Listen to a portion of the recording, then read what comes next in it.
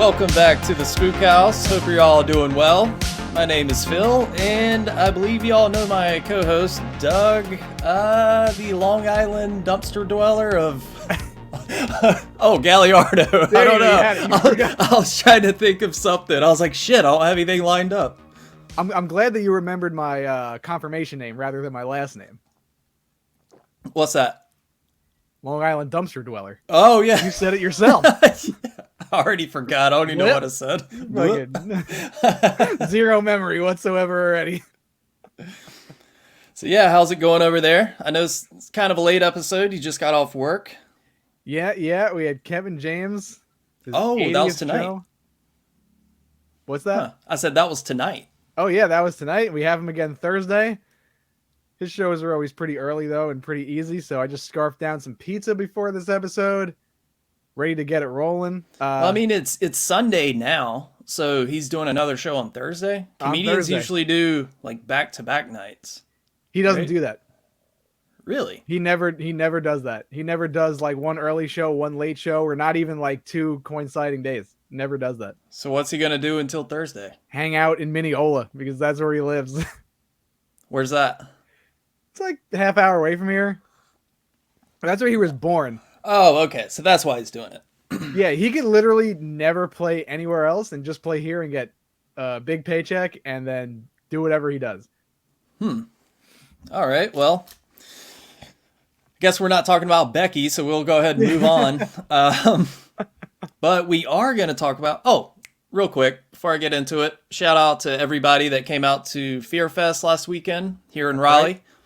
Right. A lot of fun. Thanks to anybody that bought a tape, a shirt, just stopped by to say what's up. I do appreciate it. And Doug will be there next year. I will absolutely be hanging out at the table. Me and Phil will be rocking it together. That's right. You guys can talk shit to us about anything. You can give me some Deftones hate. And yeah, I'm looking forward to seeing like a different con, not on the East Coast. Well, I mean, it's on the East Coast. Is North Carolina the East Coast? Yeah. Oh. I mean, it is a coast. I'm geographically challenged. Like, what are you talking about? Where do you think I live? I just thought you just live south of the equator.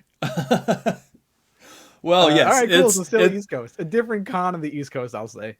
Right. Yeah. But go ahead and ask off work, man. I don't want any Taylor Swift excuses. No surprises. Go ahead and put in that request. It's the same dates as this year? Yeah, it's Memorial Day weekend every year. Okay, perfect.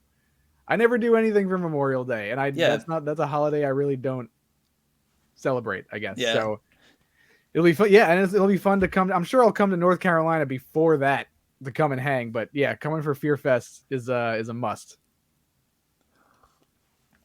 Yeah, we'll definitely make it happen next year. So yeah, thanks everybody that came out for that.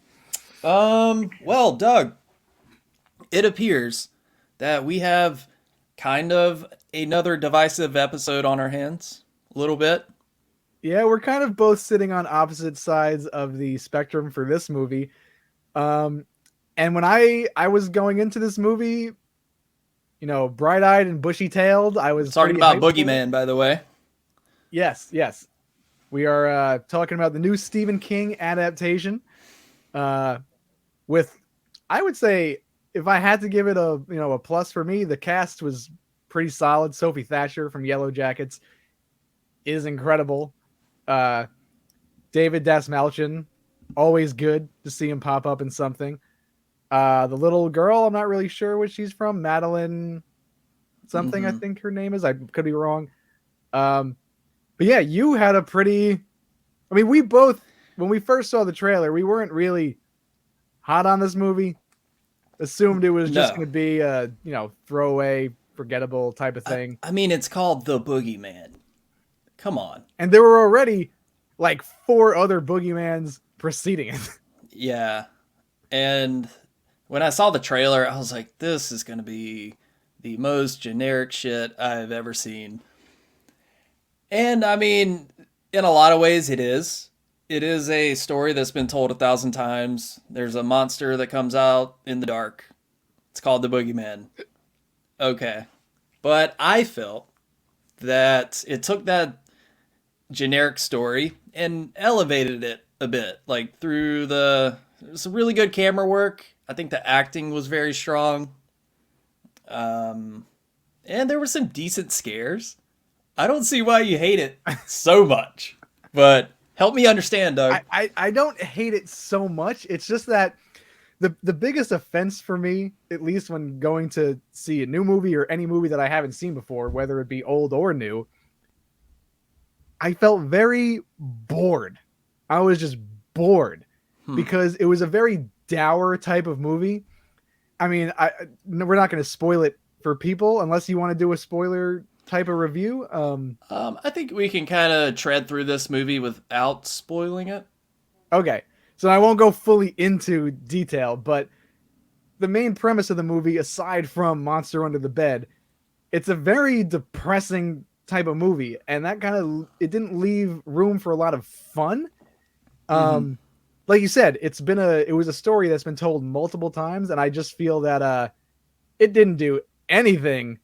I want to know how you think it elevates the material, because it literally it took the blueprint and literally fucking traced over it, like tracing Amy. You're a tracer. You're a tracer. I don't get that reference. Damn but, it, you gotta see right. Tracing Amy. Yeah. No, you have to see Tracing Amy. Okay, right now. I said Tracing Amy. Chasing Amy. I'm holding you at gunpoint until you watch it. Yeah, you'll watch that over Malignant, I'm sure. Yeah, definitely. Yeah. But yeah, it just did the same. It hit the same beats as every one of those movies. That's just like, with I've had enough of these movies with the monster under the bed and kind of this demon that hides in the dark, where there's one person that has seen it all before, yet she barely has the answers. And it's like, it wants to eat your children. It wants to feed off people. But let's not go down that road and explore why.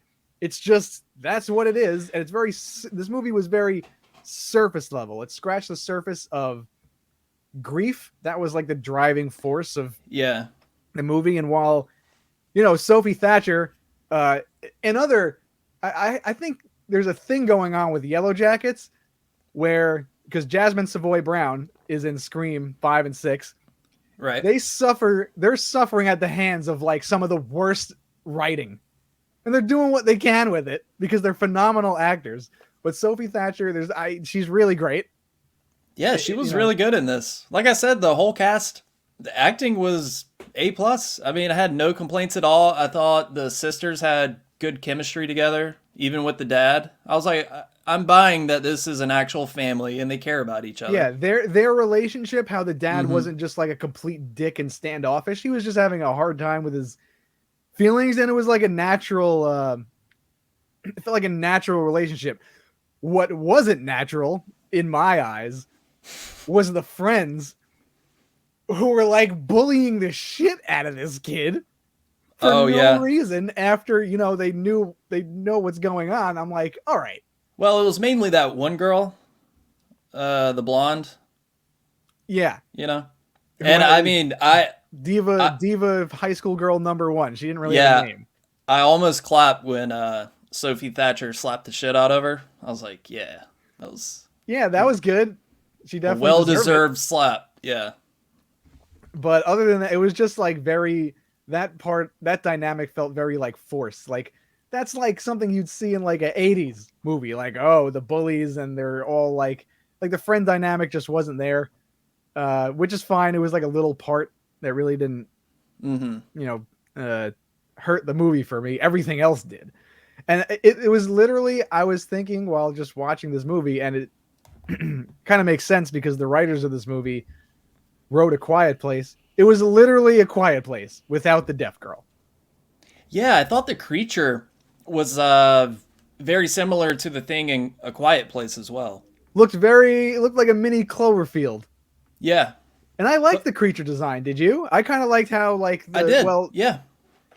Again, no spoilers, but the way it kind of maneuvered, I thought that was a good take on the boogeyman per se. It's not like a demon who a guy wearing a trench coat.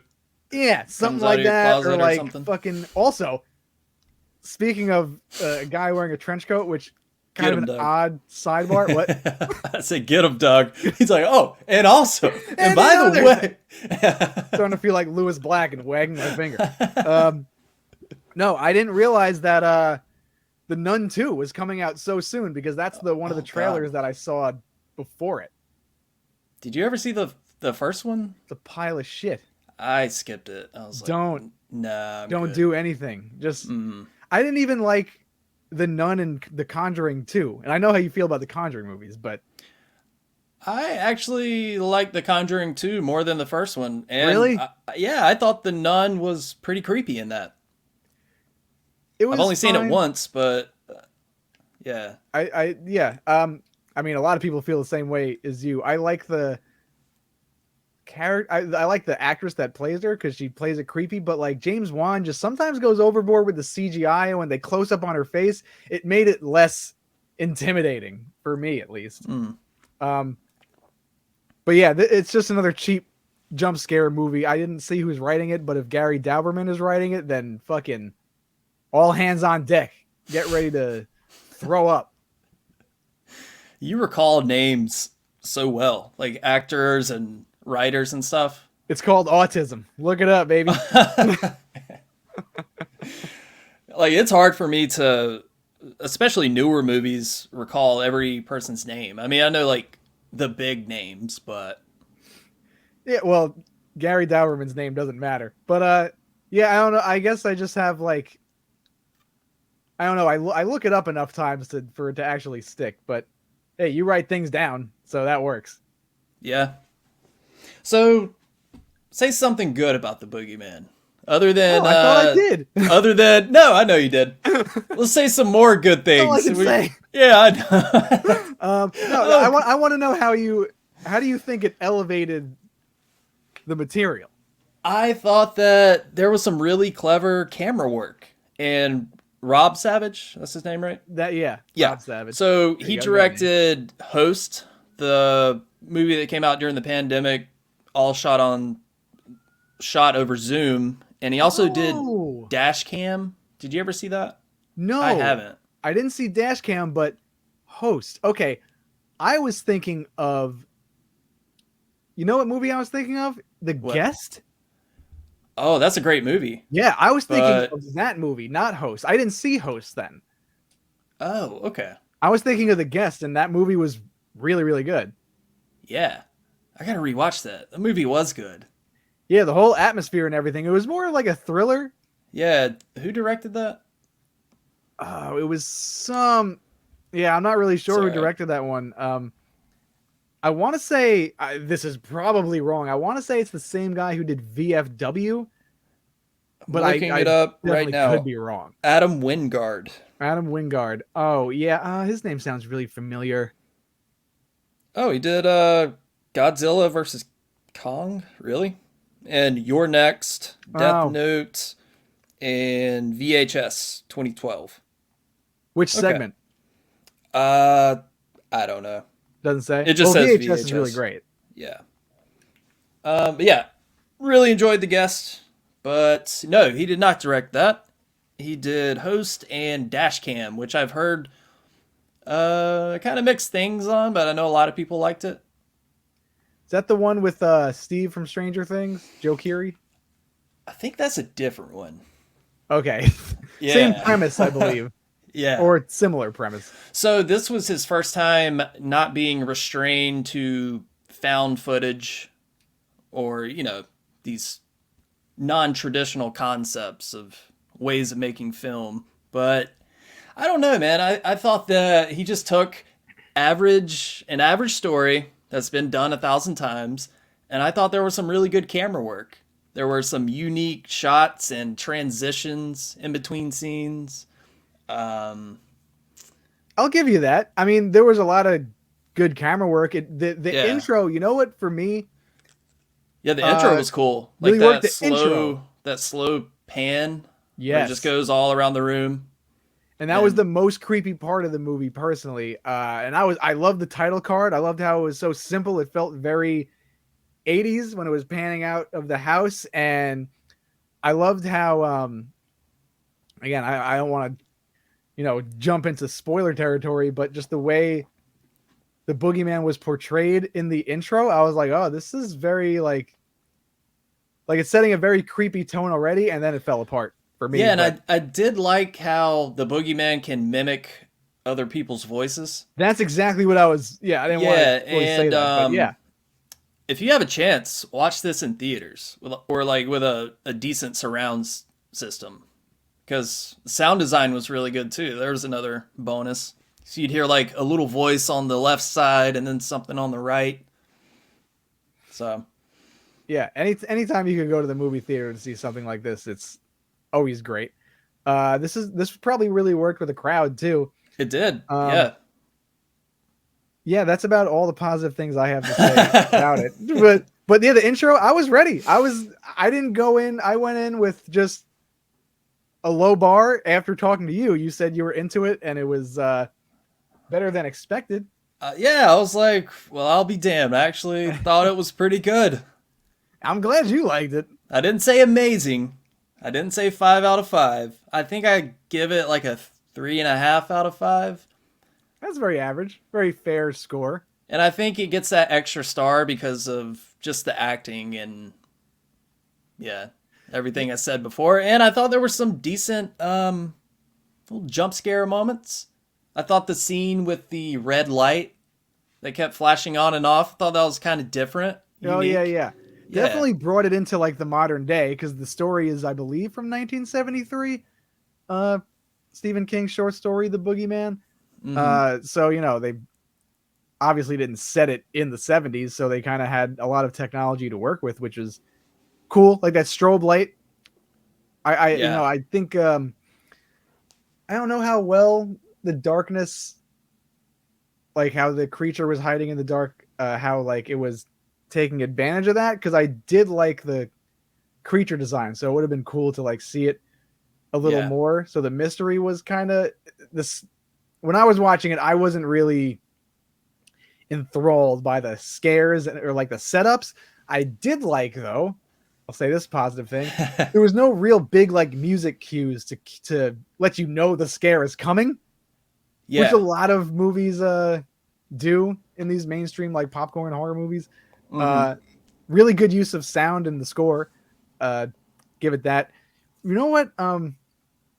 This could be a good talking point too, and I don't know how you feel about this. Because I think this movie just lacks fun. Like just like something like X, where it's just like a fun B horror movie. And that was a simple premise too, but it was refreshing to see a movie go that balls to the wall. It wasn't reinventing the wheel, Hmm. but it was just fun. And I felt like this movie could be fun, but the You thought it was dialogue like too around it, and the serious? premise, yeah, a Took little itself too too, serious? yes, very dramatic. And these movies, Hmm. a lot of these, even Haunt, uh, which I had to watch a second time to even think it's decent. I didn't really like Haunt at all when I first saw it. Very soapy teen drama, and they're trying to make like an auteur film, but like, which is Uh-huh. fine. Is that the haunted house movie? The Haunted House movie came out in Yeah. 2019. I actually enjoyed that. I only It saw it wasn't once, but I wasn't remember liking awful. it. Yeah. Yeah, I like the. I mean, Haunted House movies are always cool. Just like I hated the characters. I literally wanted them all to die, every single one of them. I don't remember hardly anything from that movie. I was like, yeah, that was a decent watch. Yeah, you should rewatch it. I mean, it's not. I liked it more on the rewatch, Hmm. so maybe you might be into it more. But yeah, like I just don't know when like these horror movies took a turn to be like, unless it's something like Hereditary or Midsommar, that's like you already know is gonna be like more of like a mind fuck than like a fun popcorn horror movie. Dread porn. It dread porn. That's a great description of it. Do you want to feel fucking depressed? Yeah. Watch this for 2.5 hours. Do you want to bum yourself out? Yeah, watch this. Yeah, this is fucking this visual Xanax right here. But you know what? I think the little girl, there were some comedic moments with her. There are moments of levity throughout the movie, so it wasn't 100% serious. But yeah, I see what you mean. The subject matter is a little heavy with the mother dying, and maybe could have backed off on some of that and thrown in more creature stuff. Yeah, and like the end. I mean, again, we can't get into spoilers, but yeah, I think like the last 10 or 15 minutes kind of went downhill a little bit. I was hoping they went the unpredictable route, and I was like, oh, like that would be cool if they do this. And then they didn't do it, and then the thing with I don't know what I can say because I don't want to fucking ruin it. But the thing happened at the end that where the turn happened. I don't want to fully say it, but you're like, oh, okay, so that's We talking about the Home Alone moment, like the booby trap moment? No, with the lady and no. Okay, after one part that made me roll my eyes so hard. Yeah, just like she got all that shit after being homeless. Well, that, but just like in Barbarian, when a character says a line and you're just waiting for them to finish saying the line, she was like, "I told you it could be killed." Yep, of course. I almost yelled, "And action!"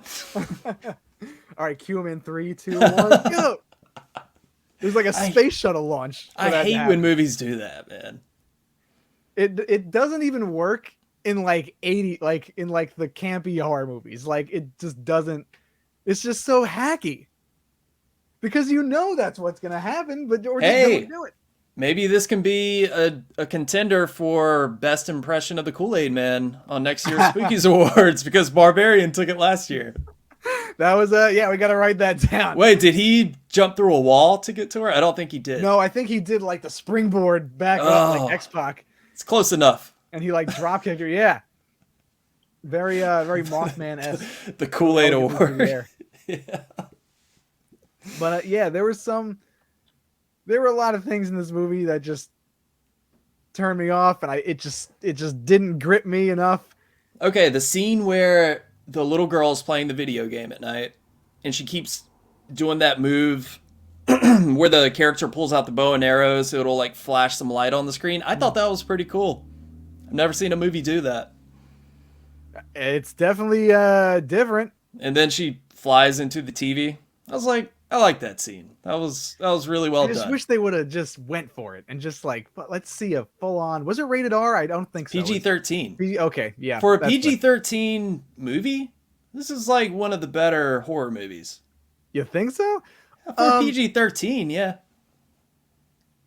Yeah, I just don't see it. It just didn't do anything to push the PG-13 envelope. Imagine if it was rated R though, and you got like some really good, actual gory death scenes. Do you think that would have helped it? I just think the story was I just wish they would have done something new with the actual story. Maybe go like into finding out like what this thing is. Mm-hmm. A little more, maybe. I mean, I like gore, but I could do without it if the story is like intriguing. Yeah. It just didn't do anything to move the needle on anything fresh or new. Well, I think Rob Savage made the best with what he had. It was like one of those nights where you haven't gone to the grocery store, so you got to get creative. You're like, okay, I'm not working with a lot. Let's pull out some spices. Let's look in this cabinet. What's back here? Hey, he made a decent meal. We need to re-up on some fucking smoked paprika. Yeah. So I think he did okay. I hope next time. The directing there was nothing wrong with the camera work. It was shot very very close quarters. Again, just the quick cuts in the horror movies just make it feel more like an action movie. I feel like something called The Boogeyman should be internally creepy and create more of a feeling of dread. And this just felt like, like Mission Impossible Boogeyman in some scenes. Yeah, I can see that. I would totally give him another shot. Like I would. Yeah, if I saw him forward to seeing what he's going to do next, because if he can take this generic ass story with a movie called The Boogeyman and make something solid out of it, then imagine what he can do with like an actual intriguing story. Did you like A Quiet Place? Yeah, I did. Thought the sequel was pretty good too. Sequel was pretty good. Yeah. And if it's anything like that, and the writers, they're not terrible writers. I guess, since they were adapting material from a short story, maybe it was just hard for them to just flesh it out. They didn't want to completely add stuff to it to not further taint King's work. Stephen King. Stephen King. Stephen King. Stephen Mike King in the Jones. house. Stephen King tipping on faux. Oh shit. Well, we're gonna stop. God, I can't talk now. We're gonna talk all about Stephen King in a bit. We're gonna talk about our top 5 favorite Stephen King movies. Stephen King, Donkey Kang. Any more thoughts on the Boogeyman? Can we say anything else about it? You know what? Overall, I thought it was just decent. I had a fun time watching it. I mean, I'm not saying it's amazing or anything. I would give it a rewatch at some point. For free when it comes on Peacock or something. I'll take this over Evil Dead Rise. Thought it was better than that. Man.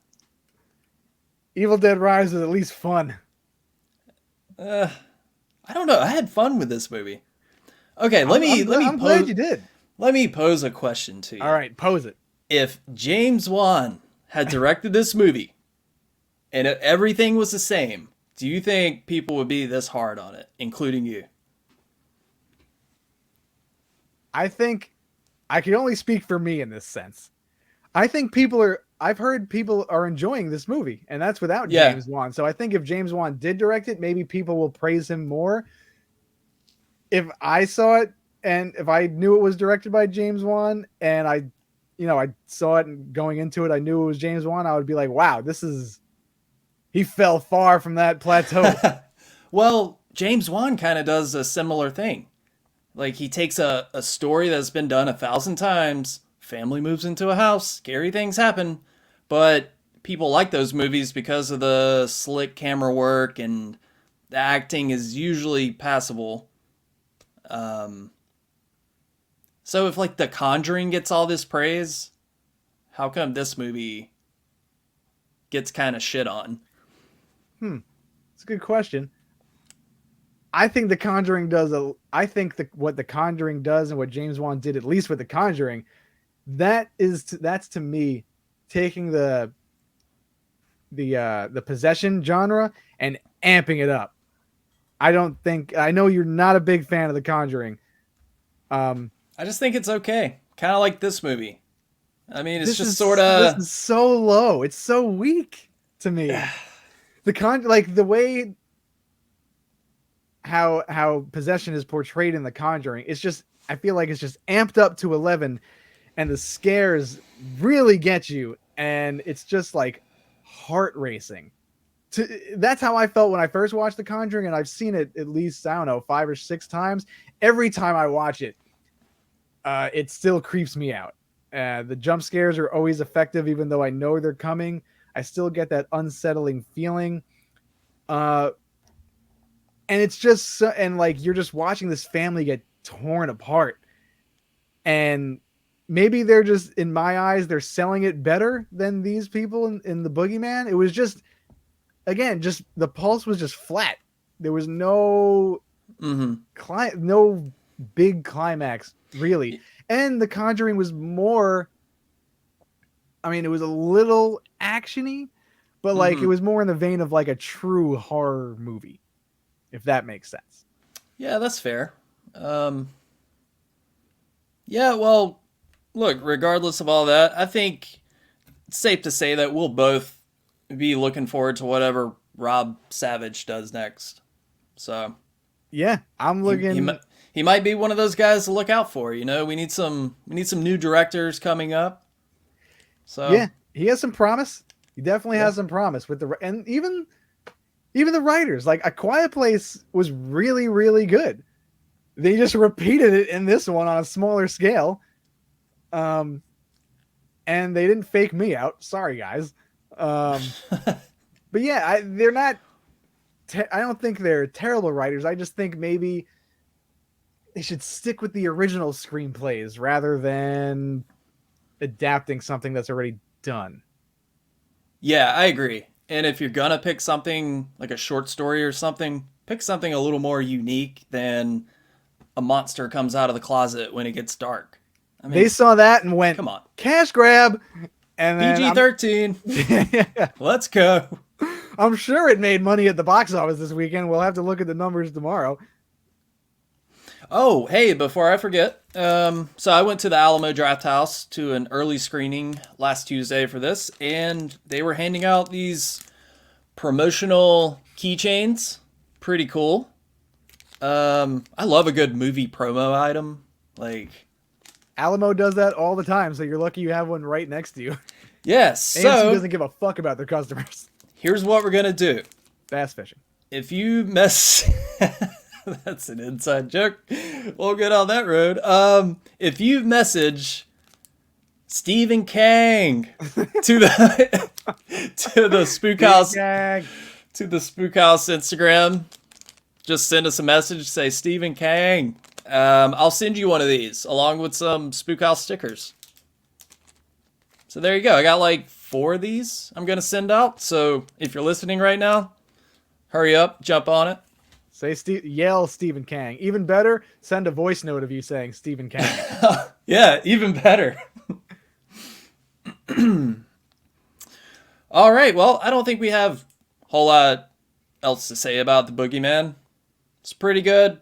It's not gonna rewrite history or make that big of an impact, but I had fun with it. Nope. So It's going to be pretty forgettable. yeah. Well, are you ready to talk about some not forgettable movies? I'm so ready to talk about this because me and Phil were talking about it, and I don't think we really went deep ever into Stephen Kang's filmography. No, not really. We talked about it. We talked about, obviously we've mentioned Stephen Kang movies here and there. Yeah. Yeah, now we're going to do, we were talking about it, and we were thinking about naming our top 5 picks for our top 5 fave Stephen Kang movies. That's what we're going to do. And holy shit, there are a lot of them. Tons. Yeah. Stuff that because I did the same thing as you when you told me you were looking at Wikipedia to see what he's done, just to like jog your memory. Yep. I did the same thing and was like, yeah, I forgot about like 10 of these movies. So mine aren't in any order or anything. Yeah, that's totally fine. I guess just once you start us off with your first one, Doug, what do you got? Okay, so the first one I'm going to pick, we might as well just talk about this together because I know for a fact, I'm 100% sure that this is also on your list because it's so hard to not pick it. What's that? The Shining. I mean... Yeah. Got the VHS right here. The Shining. This is top 5 easily favorite horror movies of all time. Top 5 easily. Yeah, I've seen this I don't know how many times, but I mean, it's a masterpiece. I love it. Stephen King's not a fan of it. No, for some reason. Doug is searching. Oh, yeah, you got I like that cover better. This is like the... This is like a collector's edition. A little later re-release. Yeah, the only thing I don't like about this is that the text on the spine is inverted as every other tape, so it looks fucking weird. Ah, okay. And there is a Warner Brothers clamshell edition of The Shining. You ever seen that? It's pretty rare. No, I don't think I've ever seen it. It's like a white clamshell? No, like the black Warner Brother clamshells. With the gold trim. Okay, yeah, it looks really badass. But I saw one that sold on eBay recently for like $100 or something. Apparently they're pretty hard to find. Well, we're gonna have to keep a lookout for that just to see what it looks like and hold it in person. But yeah, like Phil said, impromptu VHS episode over here. I was like, well, we got some of these tapes. Why not talk about it? Yeah, right. I mean, I have a couple Stephen Kang ones over here, but some that are not on my list. The ones on my list are in the other bookcase that I have. But yeah, The Shining. What was your first experience with The Shining? When did you first watch it? Ooh. I was probably That's a good place to start. 14 or 15 or so, and I want to say I just bought it from Best Buy.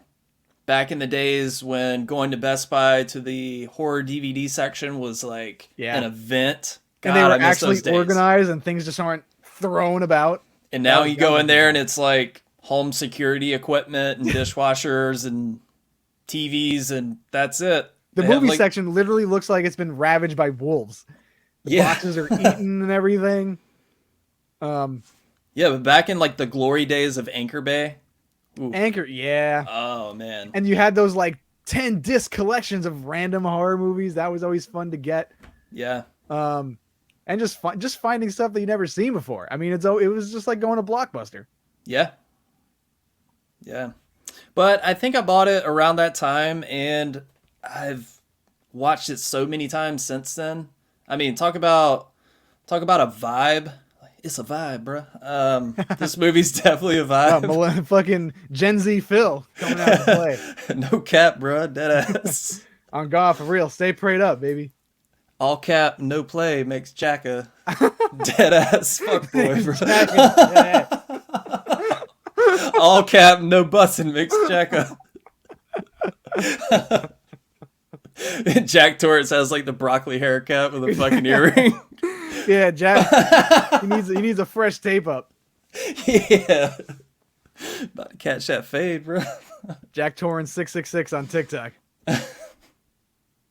Did you know that there is a hidden 666 in the maze on The Shining? You know, like the overhead shot? Next time you watch it, there's like a... Did you watch that Room 237 documentary? Is that what it's on?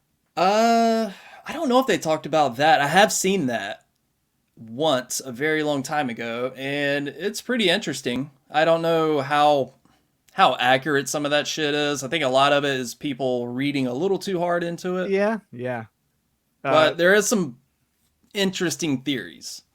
I didn't see the 666 one, so I'm going to have to keep a lookout for that. It's been a hot minute since I've seen The Shining, just because I've seen it so many times. Right. But when I saw it for the first time, I think I was like, I might have been like 12 or 13 or something like that. And so me, my dad, and my sister used to go on skiing trips. And so my dad had like a ski condo in Vermont, but before that, we used to just like go to hotels in upstate New York. It's Wyndham Mountain. And we always would stay at this place called the Hotel Vienna. And my sister refused. She made it a point to say to my dad and the hotel clerk, do not give us room 237. And my sister does not like horror movies. And we watched The Shining, and she was not about it. I loved every second of The Shining. That might have been one of the ones to just like that like really gripped me. Yeah. Because obviously Stanley Kubrick is such a visionary director that I was just wowed. Yeah, it's such a cerebral movie. Very heady. Yeah, it puts you in a, just a weird headspace, almost hypnotic, Yeah, that's what Stanley love it. Kubrick does with his directing style. But like just very, very meticulous. Yeah. Everything about that movie is meticulous, and the acting is just incredible, just raw and gritty. It goes beyond horror. Yeah. Into like, it's like its own category or something. It's Stanley Kubrick. Yeah. That's the category. Obviously award-winning performances by Jack Nicholson, Shelley Duvall, just like, I don't know, Scatman Crothers. Scatman Carruthers, hell yeah. Coolest name ever. Is that seriously. his real name? No, it can't be. I don't know. Like Maybe. when he was born, where his mom and dad like, what should we name him? Scatman. Maybe if they were like in like a jazz trio or something. That's it's like got to be a red nickname. hazard. There's no way that's real. Carruthers might be his last name. Yeah, I'm sure it is, but Are you looking it up? yeah, I'm All right. kind of looking it up. Yeah, his death scene is awesome. There's really like how many deaths are in this movie? Jack, Scatman, and that's it. Not, I mean, unless you're counting Lloyd, but and the twins, which you don't really see, but Oh, they're kind of just ghosts and bloody. yeah. Well, Talk about imagery, though. Easily some of the best imagery in a yeah. movie, let alone just a horror movie ever. And So like, many symmetrical scenes. yeah, just very everything's very satisfying to look at. Again, going back to the meticulous nature of Stanley Kubrick's directing. Hmm. And even if you've never seen this movie transcends like age. Because even if you've never seen the movie, you know the two twins standing in the hallway. You might know Jack Red Nicholson's rum. head popping up out of the snow, the grandma in the bathtub. Fuck Yeah. that scene. Yeah. Benjamin Sherman Crothers. All right. That's his real name. Not Not as cool as Scatman. Scatman, Not quite as cool. but still, cool last name. Carruthers makes me Died. think of like ghostly cream cheese. Like a brand of ghostly cream cheese. All Carruthers. right. Yeah, he died in 1986. Oh, fuck. He died? Yeah. Shit. I didn't know that. Did you think he was still alive? I mean, Kind of. Jack Nicholson's still alive. So is Shelley Duvall. Well, So, barely. They're Yeah. both barely still alive, which is very upsetting. No, shit. That sucks. Did it say how he died? You're really taken back by this. I know. You're like, holy shit. This is news to me. This is news right now in 2023. Lung cancer. Oh, that's a bummer. Yeah, struggled with it for nearly 4 years. Damn. So, R.I.P. Scatman. He had to be like in his 50s around there. He was looking pretty, or maybe late 40s. Yeah. So, yeah, The Shining. No surprise that it's on both of our lists. Has to be. So It just had has to be. Had to get it out of the way. So I guess it reverts back to you, Doug. What else you got? To me? Oh, I was going with you. Yeah, I I mean, well, you said The Shining. It was also one of mine. So I'm really curious to know how much of our list matches up. So we'll find out. yeah, we'll find out. Stay tuned. I'll mention this one second. I'm looking at a post-it that I wrote down. I think this one is very underrated. And we've mentioned it before on the podcast a couple times. I'm going to go with Thinner. Hey, all right. I thought you might pick that. Is that on your list too? It's not up there. It's on the honorable mentions. I did some honorable mentions too. Funny you brought. Yeah. funny you Well, say I that. mean, there's just so many to pick. There's a Figured lot. Might as well touch on some of them. But that's a really, really interesting concept. I think that movie could be, if one movie I could see being remade, I would like to see a Thinner remake. I would hope that, I agree with you. I just hope it doesn't go into like the fat shaming realm of some guy like struggling with his weight. I mean, that could be a good concept to kind of accept yourself in your own body, blah, blah, blah, have like some sort of a message. I just hope it wouldn't get like misconstrued as body shaming, but it is a terrifying thing to think of, that like every second every day you're just losing weight because you have a curse put on you. Those gypsies are terrifying in this movie. Yeah. Good old fashioned gypsies. It's been a minute since I watched it. I saw that one very young. I remember renting that when I was like, I don't know, 8 or 9 or something. Oh, even before The Shining. Yeah.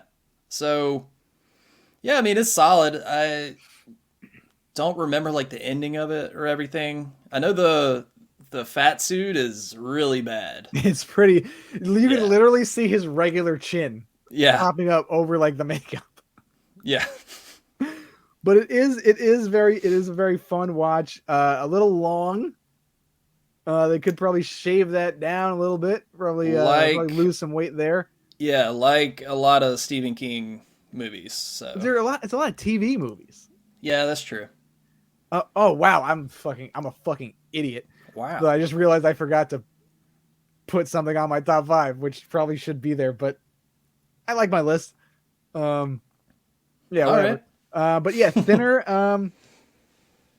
I would say to rewatch it, since you haven't watched it in a minute, just because it's just fun and it's goofy, it's campy, even though it's like a serious type of subject. I know they shot Really it fun. in Southport, North Carolina. Did they really? Yeah, same place they shot I Know What You Did Last Summer and a lot of Nicholas Sparks shit. Ah, yes, Nicholas Sparks. My mom loves Yeah. Nicholas Sparks and Danielle Steele. But we're not talking about Danielle Steele adaptations. You want to talk about Knights in Rodanthe? Oh yeah, they did shoot that there. Did they? I think. I don't know. Rodanthe is on the Outer Banks of North Carolina. Oh, so they had this shot there. All right, so it's my turn. Yeah, that's all I have to say about Anything else Thinner. about Thinner? That's it for me. Okay. All right, what you got? All right, I'm gonna go with. This is a me pick, okay? It's not Hey, one of the bigger Stephen King movies, but I love it. this is personal I top 5, baby. I picked Secret Window. Hmm, Johnny Depp, interesting. John Interesting Turturro. choice. You ever seen it? Yes, I never finished it, but I know Oh, what happens. okay. Well, I love this movie. I saw it in theaters when it came out in 2004, Yep, 2004. and I've rewatched it many times over the years. For some reason, it's just a comfort movie. Maybe it has to do with the setting. I love that log cabin. It just has a cozy vibe to it. Yeah. I think the dynamic between John Turturro and Johnny Depp is really good. It felt So very at least from what I saw up until it felt very like Alfred Hitchcock. At least the concept. yeah, yeah, I could see that. That's what I liked about it. I don't know why I didn't finish it and never went back to it. So I need to. Um but yeah, I completely forgot about that movie. Yeah, I always forget that it's a Stephen King movie, Yeah, but I and love it. sorry, go ahead. I said no. I mean, I just said I love it, and I could watch it. I probably watch it like once a year. It's just one of those comfort movies for Do you me. think that's an underrated movie, or do you think like it's too predictable like watching it again? I think it's kind of underrated. You don't hear a whole lot of people talking about it. Yeah, especially not in Johnny Depp's filmography. Kind of gets buried underneath all the other big budget type of stuff. Yeah, I agree. And this was right around the time Pirates of the Caribbean was coming out, I believe. Yeah, when was the Right? first one? Like 2005, I guess. Maybe 2006. Maybe Yeah, 2003. somewhere around. Yeah, I think 2003. I've never been a big fan of those movies for some reason. I've never seen them. I've had no interest. I saw one of them in theaters, maybe like the Curse of the Black Pearl or something. And I went to like a 9 o'clock showing, Oh my god. and I was like, "Oh my god, end, please!" This movie's like 4 hours long. Have you ever walked out of a movie? I feel like we've talked about this numerous times, Uh, but I probably forgot. when I saw Avatar in 2009, this is back when I smoked cigarettes, and me and my ex girlfriend stepped out to smoke a cigarette, and she was like, "Do you like this movie?" It's like an hour into it, and I was like, "Nah." She was like, "Me neither." And I was like, "Do you just want to go home?" So that's what we did. I didn't go James back. Cameron would teabag you if you heard that Well, sorry, James with his Cameron. blue balls. I was so bored. Yeah, I was never really hot on that movie either. I saw it like a year after, and I was like, I get it, Hmm. but like I cannot get into it. The world that he built in Avatar, of course, from like a director standpoint and creative standpoint, incredible. Don't care about anything else. Yeah, it's a 4 hour screensaver. It's pretty to look at. Other than that, You could there's just practically hear the Windows 98 or Windows XP log on. yeah. Dun, dun, dun, dun. Have you ever walked out of a movie? Yes, two. What? Um, Evergreen Terrace. Wow, not Evergreen Terrace. Wow, we're That's a talking about band. some That's metalcore a here. fucking All right, band. hey, that's a good band. I love that band. Evergreen Terrace. I had a sweatshirt that I fucking threw out or I can't find anymore. I love that band. Not Evergreen Terrace, Lakeview Terrace with Samuel L. Jackson, Kerry Washington, and your boy Patrick Middle of the Road Wilson. Basically, Never heard of it. Don't watch it. Samuel L. Jackson is basically mad that an interracial couple is living next to them, and he makes their life hell, and it's just really, really bad.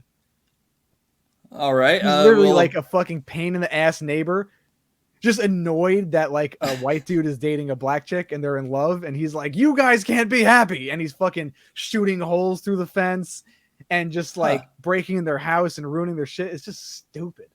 Yeah, that's a pretty stupid concept. And I was like, "This movie's trash." And then Hancock is one that I was Evergreen. I just keep fucking saying it because that's more memorable to me than the actual movie. Lakeview Terrace, I was like, this movie sucks, I'm leaving. Hancock, I was furious. I hated that movie. I never saw it. I know it had the kid from Halloween, Rob Zombie's Halloween, Dave, whatever. I don't remember. I got like 40 minutes in, maybe like a little over a half hour, and like something turned, and I was like, what the fuck? And I was like, I can't do this anymore. This sucks. This is terrible. Just so kitschy and tone deaf and just boring, just like painfully boring. It was just not fun. Wasn't entertaining to me, but yeah, that one was trash to me. Well, maybe I'll add an Evergreen Terrace song to the end of this episode. How about that? Remember that covers album that they did? Yo, I still listen to that their Zero cover. Their cover of Zero by Smashing Pumpkins. Yeah, they also did Mad World. That was really good.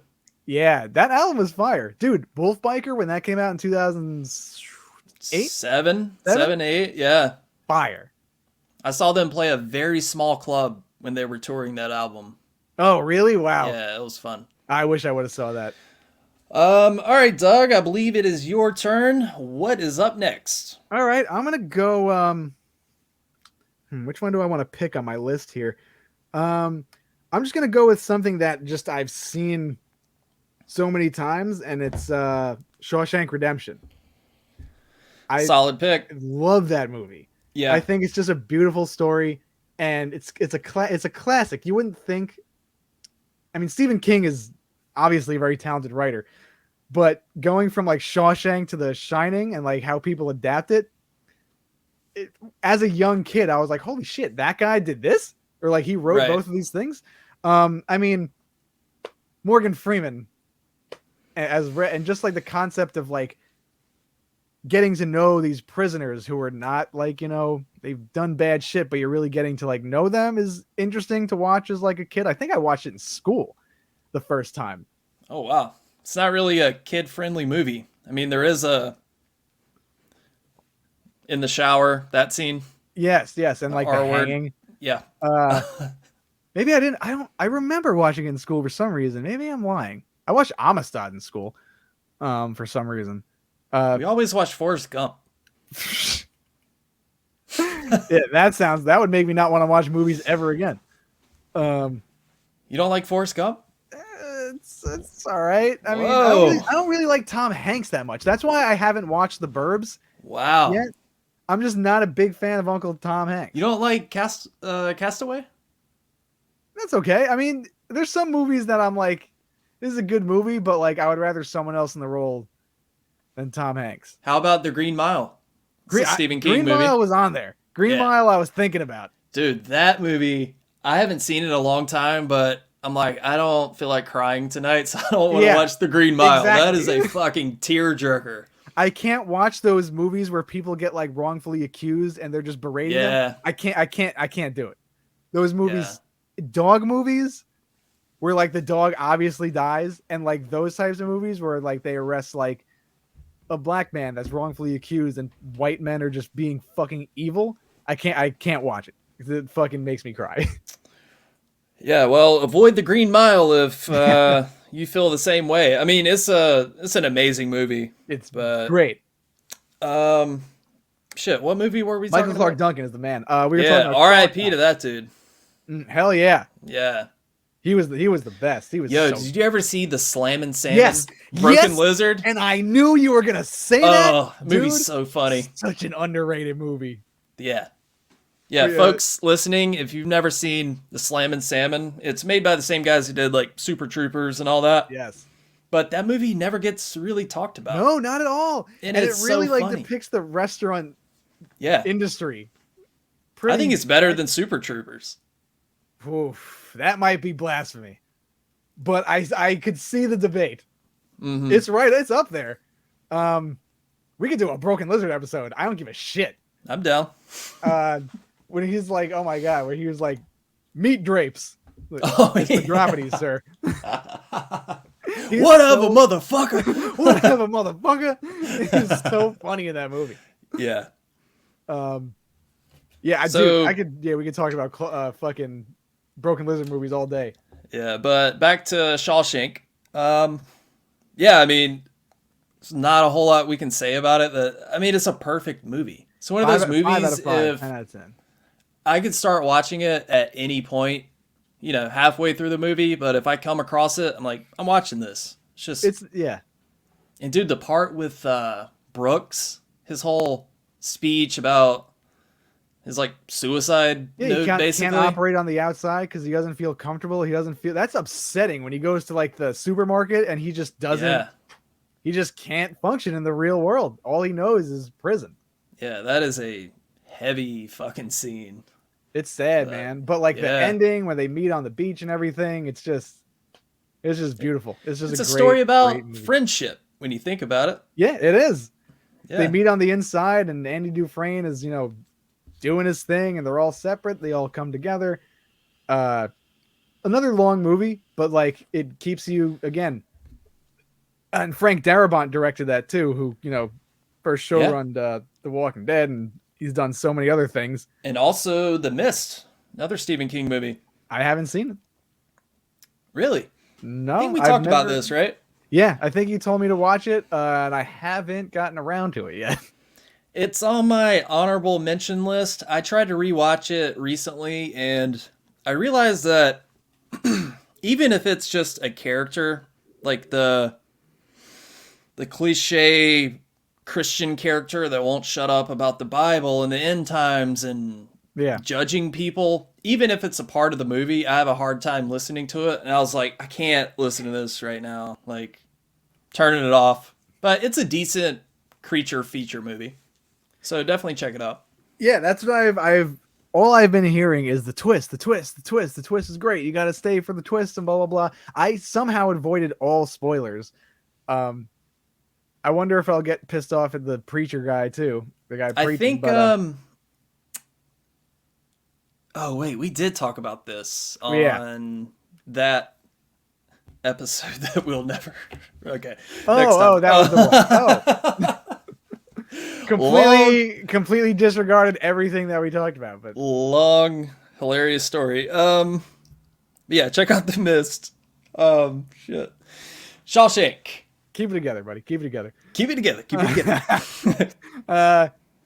Yeah, Shawshank. I mean, what else more can we say about it besides it's a perfect movie and it's just great all around. Easily, might be one of the best movies of all time. Just screenwriting and I mean, people reference it as, hey, it's no Shawshank Redemption, but it's pretty good. yeah, It's a reference point. That's how good it is. yes, It's like the Michael Jordan of movies. Like, hey, I'm no Michael Jordan, but I play a little bit of basketball. Dude, speaking yeah. of When Michael people Jordan, shank someone in prison, they go like Shawshank instead of like shooting a ball and going Kobe. did you see Air? No, and you know what?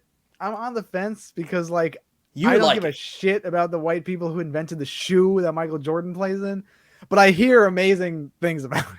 You would like it because I know you're a Michael Jordan fan, and it's really well done. And I we mean, talked people- about The Last Dance like numerous times. I've seen that documentary like 4 times already. Yeah, but check it out. I It's love on that. Prime. I was thinking about it for free.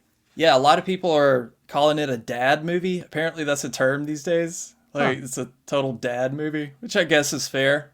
And just because Michael Jordan was in the 90s and all the people growing up now, their dads I guess. I saw don't know. Michael Jordan back in the day. Maybe.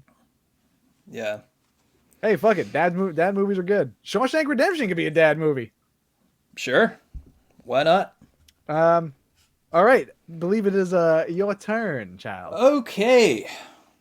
Taking it back to the horror side of things. This is one of my favorite anthology movies. I had to pick Tales from the Dark Side. I mean, I just think it's one of the best anthology movies. It might be one of my favorites, or my actual favorite. I mean, Favorite Steve of Stephen Buscemi. King movies? No, like just favorite horror anthology Anthology. movie ever. Yeah. I haven't seen it in a long, long time. It holds up. It's really good. Who's casted in it again? Who's that? Steve Buscemi is in the first story with the Okay. mummy, and Christian Slater Yes. is in it. Yeah. That's okay. I vaguely remember Christian Slater. Yeah, but I just think that all three stories are really well done. Usually with anthologies, there's always one stinker, you know? Like, well, you can kind of skip this one. This one's not very good. But great makeup effects done by K&B. It's just really solid. 1990. Oh, that was 90s. Yeah.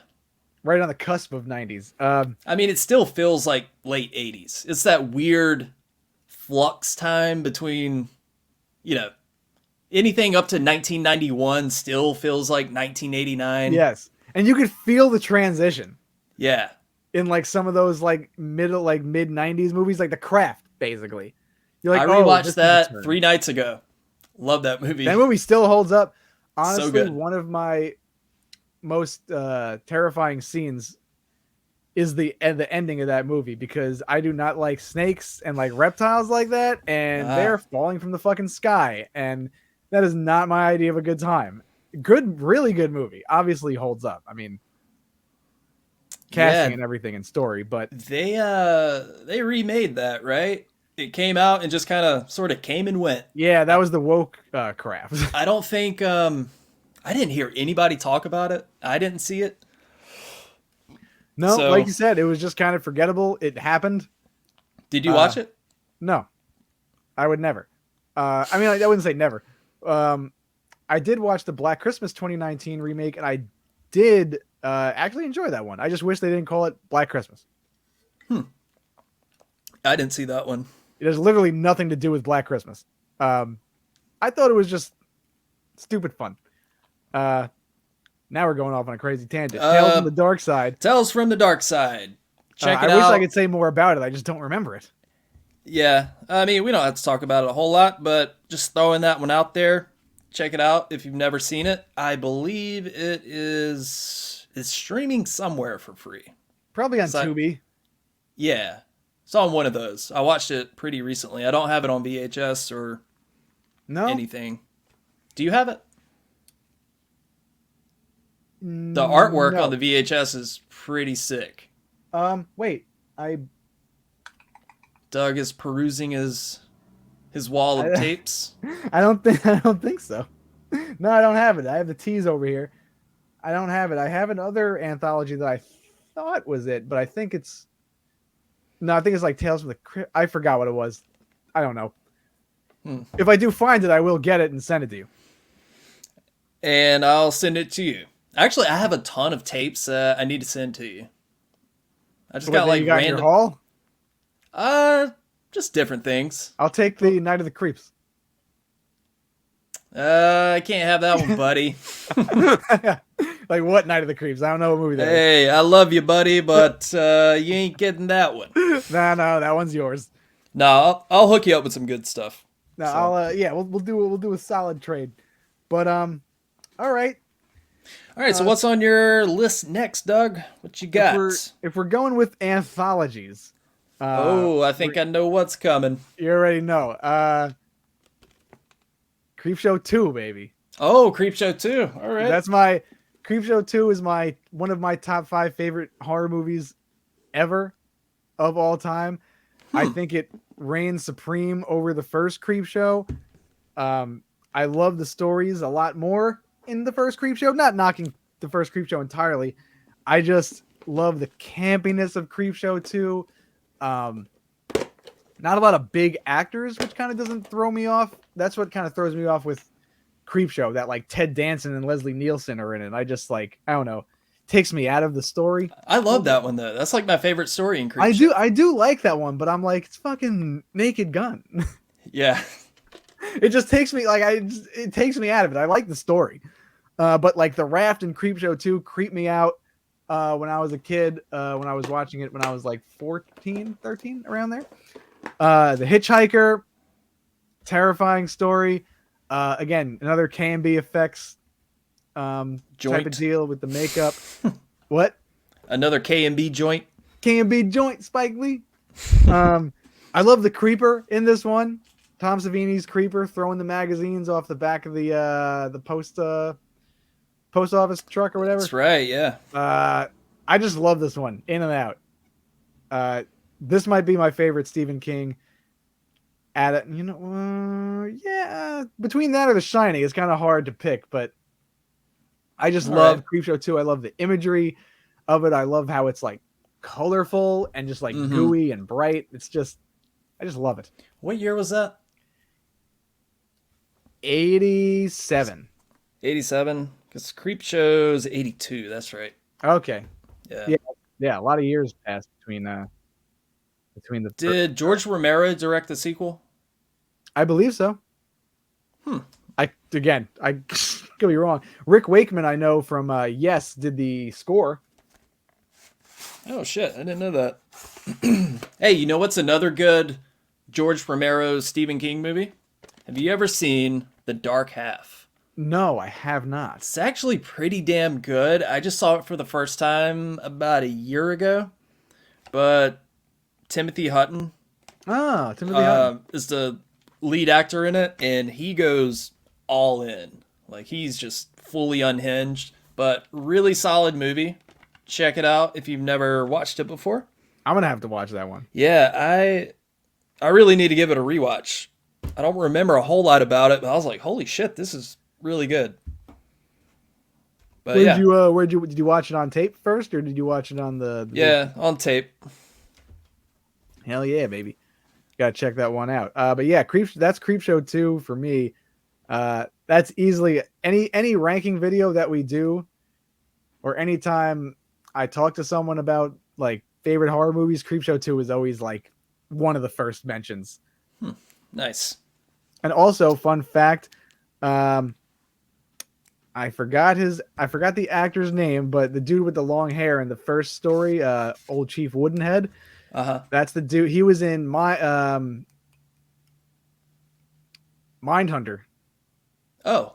He played Bill Tench. All right. I never saw Mindhunter. Dude, you would love it. I think you'd really like it. It's so good. What year was that? Had to be... Is it 80s? Oh, what year did it take place? No, like the movie Mindhunter. Oh, I'm talking about the series. Oh, shit. Wasn't it a movie, too? There's a movie called Mindhunter, right? Or am I crazy? I think you're right. Are you talking about... I know there's a movie called Manhunter, which is like the... That's probably... Okay. That's what I'm thinking of. Yeah, Mindhunter is the David Fincher show, right? Okay. I love anything David Fincher. Yeah, David Fincher, easily one of the best things he's done, I think, long form. The series is so good, so well written, smart, acting is great. It's like a serial killer's who's who in that show. Because it's them like going through, it's like based on real events of the FBI creating this department where it studies the psychological reasoning behind why serial killers do what they do. It's really good. All right. We got to do an episode on Zodiac sometime. I know we both love that movie. Dude, so if we're talking about favorite movies of all time, that's in my top 20. Absolutely. Yeah, I'd say it would be in mine as well. So good. Yeah. David Fincher you ever see Memento? Yes. Yeah. Another one that's just like, what the fuck? Did David Fincher do that? Pretty sure. He didn't? Did he? I don't think so. Was that Chris? Fuck, I might. No. Shit. Well, then excuse me. Memento. I don't think it was David Fincher, but let me check real quick. It was. Oh shit, Christopher Nolan. That's right. Christopher I knew it Nolan. was like a big profile director that did That's it. right. Fuck. All right. Whose turn is it? It's your turn. My turn. All right. I will go with. This is not a surprise, but I gotta talk about it. Pet Cemetery. I was waiting for it, baby. Yeah. I mean, how can you not pick this? I know, Doug, you just saw this for the first time recently. Yeah, about a month ago. That's why it's not on my top 5 because I still need to sit with it and watch it again. As much as I really loved it, but you've loved this movie since you first seen it. Yeah, I mean, I saw this one, God, when I was like really young. It's just one of those movies that's always been there. I've seen it 20 times probably over the years. I can still throw it on once a year to, excuse me, and really enjoy it. But, I mean, you got to give it that rewatch, baby. Yeah, it was really good from when I watched it. The story's great, the acting's great, unpredictable. Again, I agree that this is a movie that you could rewatch over and over. It's like it's a comfort watch. It's a very like satisfying movie, satisfying in like a directorial way. Somebody like just the way said it's shot. somebody said recently that Pet Cemetery has kind of a Lifetime movie feel to it. And I was like, huh, yeah. I could see that. I could see the little Lifetime logo in the corner. Yeah. You know? The Hallmark Channel. Yeah, not nothing wrong with that. Yeah, not at all. Just because they really don't go a lot of places, really, I guess. It's not like a big sprawling epic adventure. Yeah. But Don't let him get on the road, Lois. He's so good. Is this one of your top 5 favorite horror movies of all time? I know you talk about it. It's not up there like that. Top 50 for sure. Top 50 would be hard. Yeah, God, I can't even imagine trying to make that list. But yeah, it's definitely like top 50, maybe even like top 30 or something, but just a solid watch. I mean, I'm sure everybody listening has seen it as well. Not a whole lot I can say about it, but the remake sucked ass. But that's the one I saw first.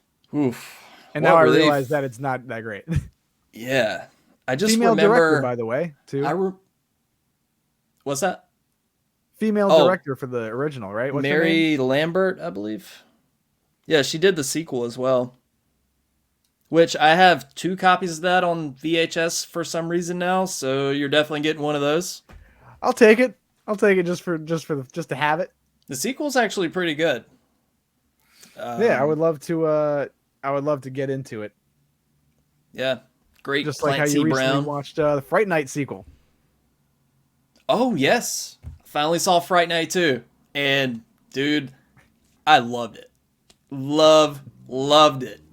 I mean, I thought it was just a great continuation from the first. It has that classic 80s vibe to it, lots of blue lights. Yeah. Yeah, I love that movie. It's fun, man. It's fun. Yeah. It wasn't anything like the first, which kind of throws you off in the beginning. It's just a fun movie. Yeah, I thought Tommy Lee Wallace. Sorry, go ahead. No. I was just gonna say, if you're in the mood for just like a fun throwaway 80s movie, like you just want to put on something that you don't really need to pay attention to or doesn't go too in depth, like this is just a fun movie. Yeah, the roller skating death scene, dude, I had to rewind that twice. I was like, that is so fucking cool. I love that scene. I'm so glad you liked it that much. Yeah. Oh, and Fright Night 2 is on YouTube, of all places. Actually, a really high-quality version as well. YouTube has been putting out movies a lot lately for free, and they're pretty solid. Yeah, but I thought Tommy Lee Wallace he understood the assignment, as the kids say. Like Season of the Witch, baby. Boomer. Tommy Lee Wallace, don't miss. Oh, and he also directed the first It from 1990. Is that on your list? That's the one I forgot. Oh, okay. But Well, it gets an honorable mention. hey, I mean, we can go ahead and talk about it real quick. I mean, I think the Is it first on half. yours? No, it didn't make the cut. Yeah. Honorable mention. I think just because the second half of that movie, it really goes downhill for me. The first half is like 10 out of 10. All the stuff with the kids. Oh yeah, But absolutely. there's some dog shit acting in the second half of that movie. Don't blame it on John Ritter though. Uh, John Ritter held it together. I love John Ritter. Damn it, Deb, is that you in there?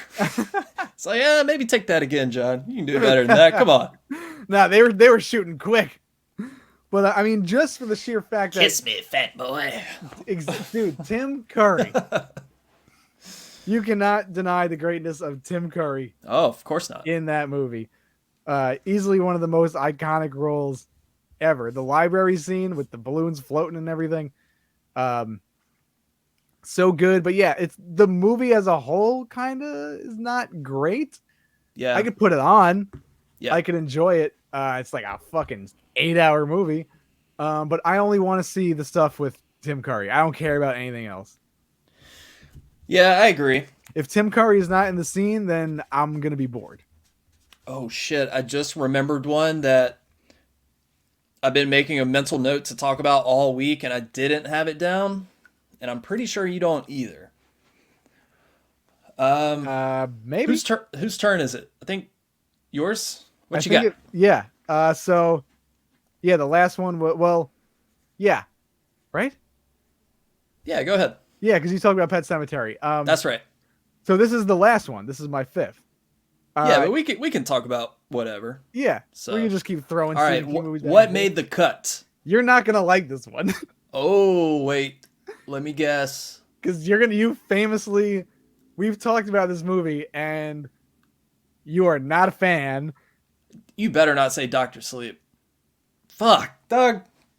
That's it. Podcast is done. Thank you for listening, everybody. Have a good night. Well, hi there. I don't know what it is.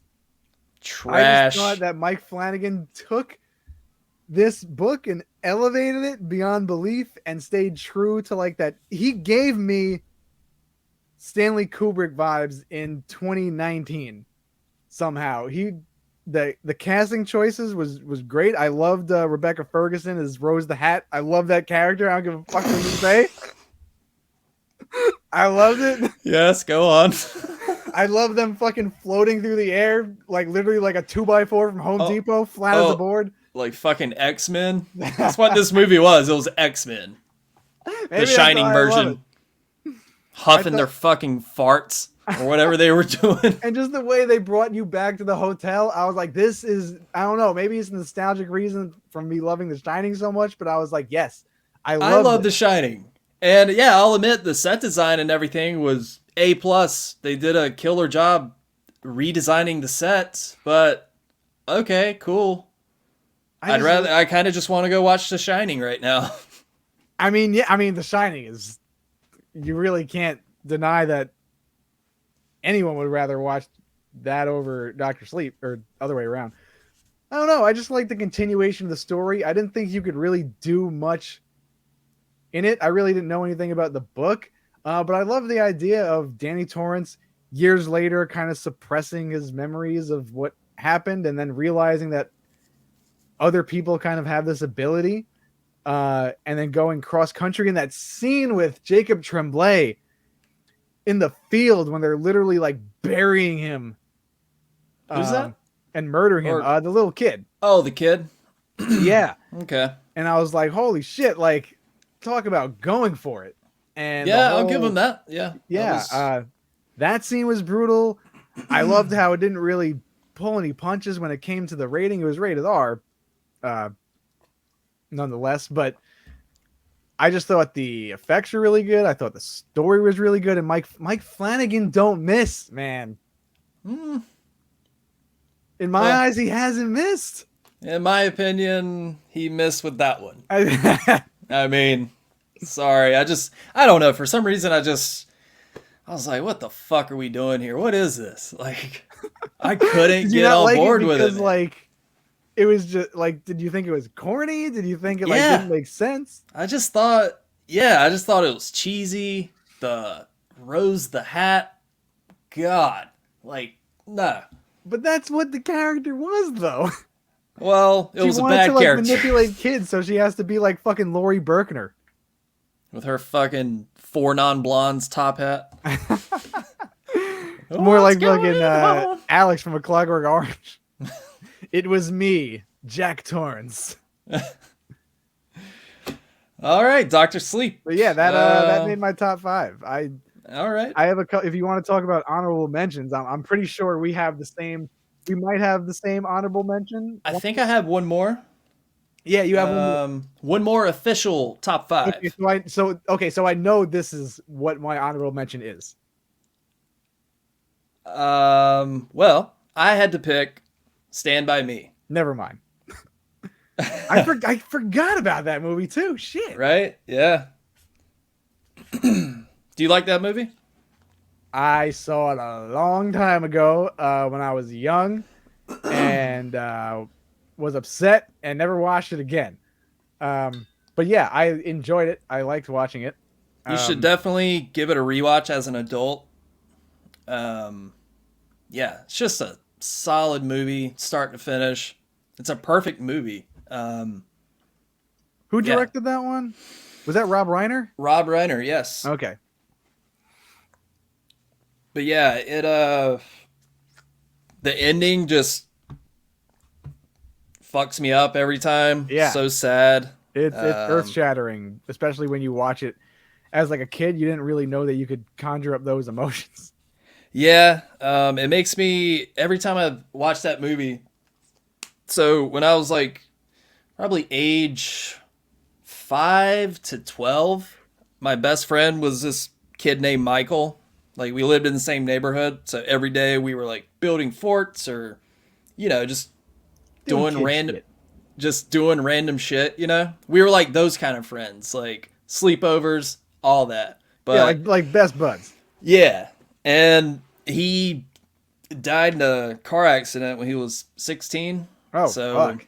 I just think about him every time I watch it, and it just fucks me up. Like, yeah. How did just like a freak car accident or like he fell asleep? I think he was like coming back from a camping trip or something really early, and just fell asleep, drove off the road, died. Damn. But and I guess at 16 he was like literally just got his license, I guess. Yeah, well, he was 17 actually. Okay. But, still pretty fresh on the road. Damn, man. That's yeah, every time I watch that movie and he's talking about I forgot the exact line. He was like, I never had friends like I did when I was 11. Jesus, does anyone? So it's a rough line, and who knows what could have been. There's always those thoughts of, what this person was missing out on, and how he could have flourished and grew, and that's just upsetting. Yeah, so I just love the movie top to bottom. Definitely give it a rewatch, man. I need to. It hits harder as an adult. Yeah, especially dealing with, as you get older, you deal with loss more than when you're a kid, I guess. But yeah, I definitely want to rewatch that one. I haven't seen it in however long. I do have it on tape, I believe. If you don't have it, I'll send it to you. I used to have it. I don't know. It might be around here somewhere. I found the cassette tape, the soundtrack one time. Oh, really? I was like, oh, hell yeah. I wish I remembered more. All right, Doug. So that was my last official pick. Let's throw out some honorable mentions. What you got? We have a solid 2 lists going on. Pretty different. One of my first honorable mention was Silver Bullet. Ooh, all right. Love some Silver Bullet. Gary Busey's unhinged ass is always fun to watch. Just love, again, the cabin in the woods type setting. I love. I love werewolf movies. They're always fun to me. Always makes me think Same. of Scooby Doo. That Scooby Doo episode, The Reluctant Werewolf. And it's just a fun. It's just another fun movie. Yeah, I've only seen it once. Definitely overdue for a rewatch, but yeah, I love a good werewolf movie as well. So I will check it out Yeah, again. the prosthetics are really good on it too. Hmm. Um, it's just a very it's a good comfort movie just to throw on. Hey, did you ever see The Mangler? Do you remember that from 1995? I know Robert what you're England's in talking it. about. What Robert England is in it. I was gonna say, Robert England isn't like Toby Hooper have something to do with it? Yeah, Maybe. he directed it. Okay, yeah. Yeah. No, that's been on my list because I haven't seen it, but I know what it is. I just never saw it. I probably haven't seen it in like 20 years. I don't remember much about it, but I saw the name and I was like, oh shit, I remember that movie. I got to write that down. So that's it. I think I seen that one on Tubi or something. I don't know why I just never got around to watching it. Um, Another one that I haven't got around to watching that I hear is just like very very good. The Dead Zone. I've never seen it either. Christopher Walken has like telekinesis. All right. One of yeah, that one wasn't on my list. I just thought of that one. One that is on my list for honorable mentions as well. Maximum Overdrive. Ooh. Yeah, that one didn't make the cut. Yeah, Sorry. it's just so dumb. Yeah. It's The just only movie Stephen King has ever directed. And yeah, this and was he was like on so much cocaine. the height of his cocaine days. But I mean, it's fun in just a batshit insane kind of way. Exactly, it's just ridiculous, and Emilio Yeah. Estevez is in it. Yeah, lots of AC/DC. So Yeah. God. Heavy metal, just fucking armor all around. It's just Yeah. fucking. It's just really fun and really stupid. That's like the perfect movie that you could greenlight in the 80s. That like you don't believe it when you hear it, and when you see it, you're like, oh yeah, this is absolutely this is what it is. Yeah. Cars coming to life and killing people. Okay. So I feel like I got to throw this one out as an honorable mention. Misery. Obviously a classic. Also directed by Rob Reiner. Great performance by James Caan and Kathy Bates, of course. I mean, it's classic. Yeah, one of the most iconic scenes, obviously, with the fucking what does she have? Sledgehammer or whatever? Yeah. What do you think of this movie, Doug? Carrie. Yeah, I don't know why this one didn't make the cut for me. I like it. I Yeah, just it's pretty good. It's I'm not like a huge fan of it. It's good, but for some reason it's never really gripped me the way it has for a lot of people. I mean, I Yeah. know a lot of people say that's, one of their favorite movies of all time, that kind of stuff, and that's fair. And Sissy Spacek is amazing. Yeah, of course. Like no one else could play Carrie. John Travolta, oh my god. Oh my god, I got chills. They're multiplying and blood down my Hey, this spine. girl's got telekinesis, oh my god. Hey, who wants to go and get a massage? Carrie, you're not allowed. Doesn't sound Okay. like John Travolta at all. You've seen Storm of the Century, right? Yes. This I almost have. made top 5 for me. I love that movie. Or technically it's like a little TV miniseries. Yeah, there was I actually watched that movie during before like the Hurricane Sandy hit over here. I was watching that movie. It's Hurricane Sandy, oh my god. Sandy, come back. You can't walk out on a drive-in movie. Hurricane Sandy. I fucking love that movie, by the way. What, Grease? Absolute 10 out of 10 for me. All right. I don't think I've ever seen it. What? I don't think I've ever watched. I mean, I've seen clips and stuff, Dude. but You need to watch Grease tonight. do I? Are you fucking kidding? Dude, I love that movie. All right. There's I fucking mean, high school students are 45 years old and they're accountants. And yet they're in high school. It's so ridiculous. Hey, you here for the gangbang? But back to Storm of the Century real Yes. quick. So anytime it snows in North Carolina, which is kind of rare, I'm watching Storm of the Century. I'm staying inside all day, just gonna cook food, gonna throw this on. It's gonna take me like 4 hours to finish it, but I just love it. It has a good cozy atmosphere to it. And it's also really creepy. Yeah, very kind of unsettling. Yeah. In a way, kind of in that contained setting. And it's just like, if you're in a contained setting like that, you need to keep the dialogue interesting. Not a lot of places to go. Yeah. They knock it out of the park. Yeah. That's a really fun movie. A+, Dougie boy. All right, you got any other honorable mentions? I think that's it. I got one more. We talked about it. Yeah, what do you got? Gerald's Game. Also Mike Flanagan. That is a Mike Flanagan joint. I really love that movie. I was gonna watch that today actually because I passed it. Wait, you've never seen it? No, I never saw it. Oh shit! Check it out, man. It's good. I heard it's really fucked up. Jessica Chastain, obviously, I hear is really good. Wait, no, that's not Jessica Chastain. That is what movie am I thinking of? Gina Gergina. God, what's her fucking name? Wait, really? She's not in Gerald's Game? What the fuck am I talking about? No, that's not Jessica Chastain. I see why you would make that assumption. I see the resemblance there, but hang on. Carla Gugino. Oh, yeah. From Haunting of Hill House and everything. Carla Gugino? Yeah, the mom from Spy Kids and everything. Yeah, I know her from Son-in-Law. Rebecca. Oh, yes, that's right. Wow, she was super young in that. Yeah, I haven't got around to watching that movie and was gonna watch it today, but I saw Hell House LLC first and decided to pick that. Wow, I need to poop.